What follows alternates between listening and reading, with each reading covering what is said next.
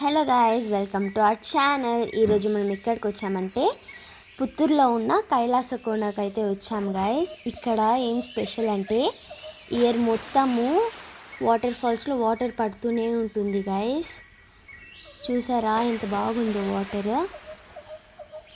పక్కనే water falls పక్కనే శివుడు గుడి అయితే ఉంది గాయ్స్. చూడండి నేచర్ ఎంత బాగుందో ఇక్కడ.